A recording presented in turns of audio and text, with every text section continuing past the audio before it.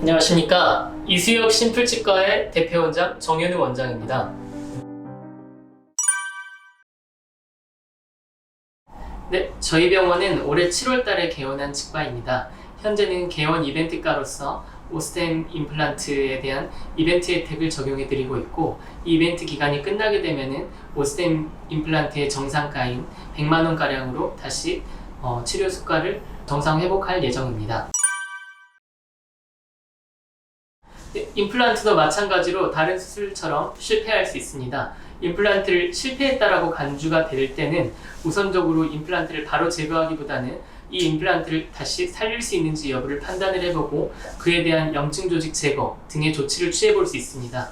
만약에 그렇게 했음에도 이제 임플란트가 생존이 불가능하다고 여겨질 때는 한 2주 정도를 경과관찰을 해본 후에 임플란트를 제거를 하고 그 부위에 다시 뼈 이식을 하고 추후 나중에 수개월 후에 임플란트를 재식립할 수 있습니다.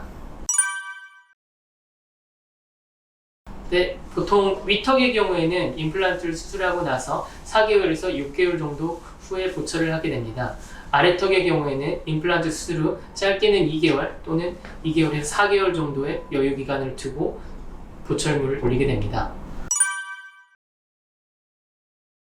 네, 임플란트는 자연 치아에 비해서 음식물과 임플란트 사이에 잔사가 더 끼기가 쉽고 그에 따라 염증이 발생하기 쉬운 취약한 구조를 갖고 있습니다.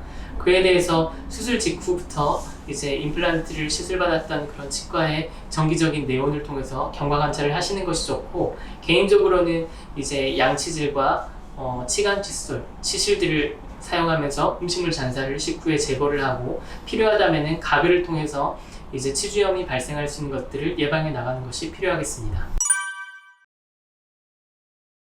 네, 치아가 하나도 없는 완전 무치아의 경우나 잔존 치아가 있다고 하더라도 그 남아있는 치아의 상태가 좋지 못하여서 어쩔 수 없이 임플란트의 수명을 높이고자 할 때는 그 염증이 원인이 되는 치아를 제거해야 되는 경우가 많습니다. 그와 같은 경우도 완전 무치아이라고 간주를 했을 때 저희 병원에서는 완전 무치아의 경우 전악 임플란트, 그 전체적으로 임플란트를 식립을 해서 보철을 해주는 형태와 임플란트를 몇 개만 심어서 그 위에 얹어서 쓰는 임플란트 이용 틀니를 이용하는 경우, 그리고 전체적인 완전 틀니를 이용하는 경우로 나누어 볼 수 있습니다.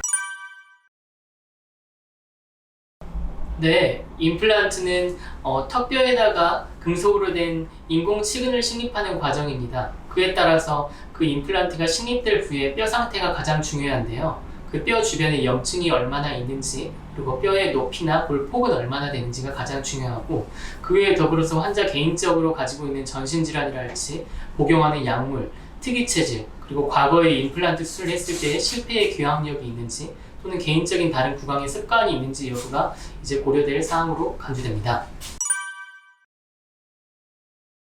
네, 저희는 이제 턱뼈 한 턱당 악이라고 표현을 하는데요. 그래서 위턱을 상악, 아래턱은 하악이라고 표현을 합니다. 한 악당 전악 임플란트로 수술을 했을 때 보통 2시간에서 2시간 30분 정도 소요 시간을 예상합니다. 네, 보통 치과 시술 중에서 외과적인 시술 중에서 가장 어려운 수술을 임플란트 수술로 꼽을 수 있습니다. 그 중에서도 전악 임플란트는 완전 무치아의 환자를 전체적으로 임플란트를 수술해서 재건을 해주는 것을 보고 있기 때문에 임플란트 수술 중에서도 가장 어려운 곳으로 간주할 수 있습니다.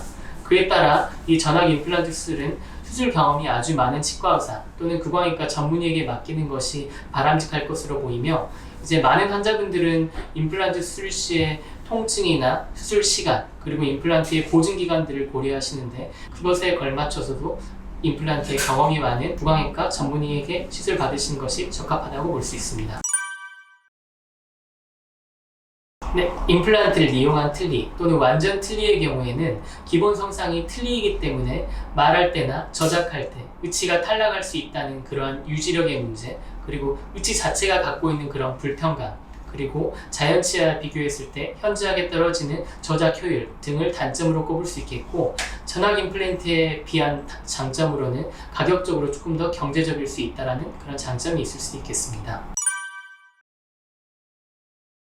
네, 제가 다른 치료들보다 전악 임플란트를 더 먼저 권하는 그런 이유는, 첫 번째로 다른 치료들에 비해서 전악 임플란트는 저작 효율이 월등하게 높다는 것을 볼 수 있고, 이제 사람의 오복 중에 하나라고 치부되는 그런 치아와 관련해서도 먹고 말하고 웃고 그런 일상생활을 할 때도 치아가 있는 것과 없는 것에 대한 큰 차이가 있기 때문에 전학 임플란트를 더 선호를 하고 있습니다. 그와 더불어서 틀니, 즉 의치를 사용했을 때 불편감을 겪어본 사람이라면 다시는 틀니를 진행하고 싶지 않을 정도의 그런 마음을 충분히 10분 이해하고 있으리라 생각을 하고 있기 때문에 그것을 고정성 보철물인 임플란트로 대체를 하였을 때의 쾌감은 이루 말할 수 없을 것입니다.